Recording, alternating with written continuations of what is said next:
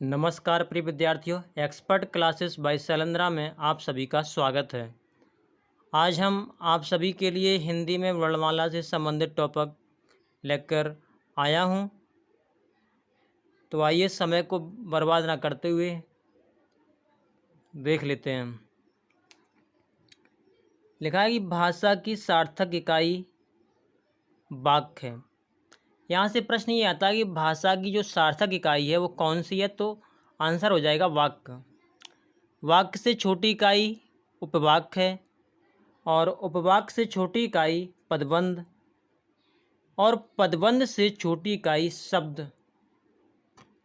शब्द से छोटी इकाई अक्षर और अक्षर से छोटी इकाई ध्वनि या वर्ण होती है। अब ध्वनि और वर्ण में थोड़ा सा अंतर होता है, तो उसको हम नीचे की लाइन में समझ लेते हैं। बात करते हैं कि वर्ण किसे कहते हैं। तो भाषा की जो सबसे छोटी इकाई है वह ध्वनि है। इस ध्वनि को ही वर्ण कहते हैं।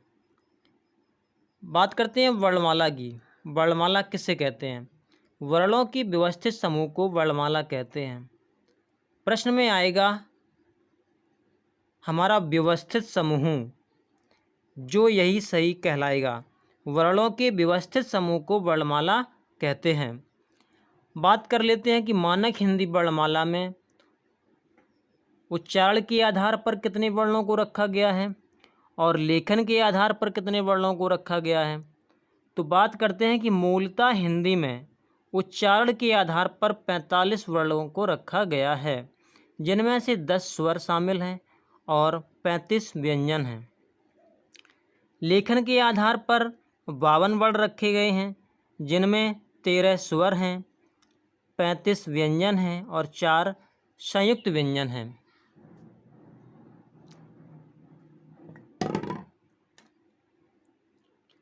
अब बात करते हैं कि वर्णों का वर्गीकरण कैसे किया गया है। तो जो वर्णों का वर्गीकरण है,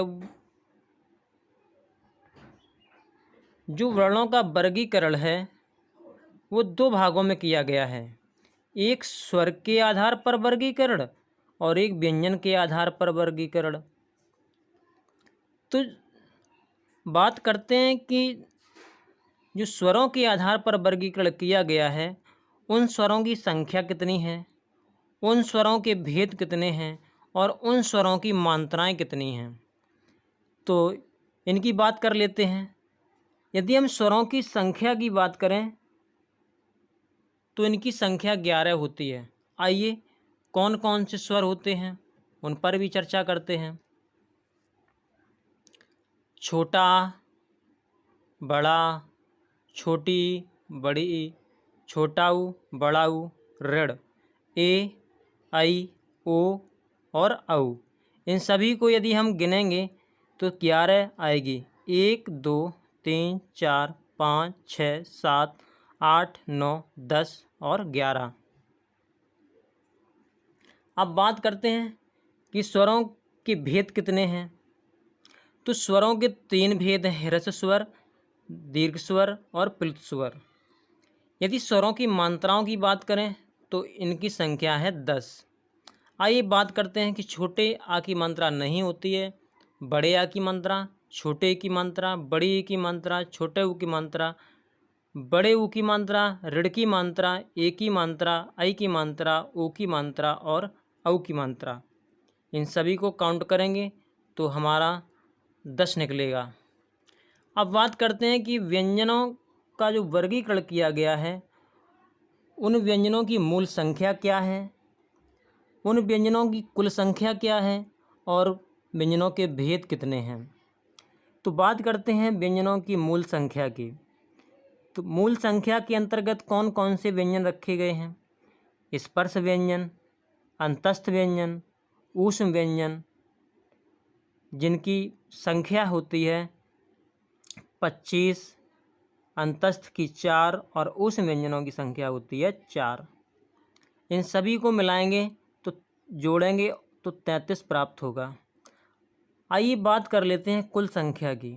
कुल संख्या के अंतर्गत किन किन व्यंजनों को रखा गया है? स्पर्श व्यंजनों को रखा गया, जिनकी संख्या 25 होती है। अंतस्थ व्यंजनों को रखा गया जिनकी संख्या 4 होती है। ऊष्म व्यंजनों को रखा गया जिनकी संख्या 4 होती है। संयुक्त व्यंजनों को रखा गया है जिनकी संख्या 4 होती है।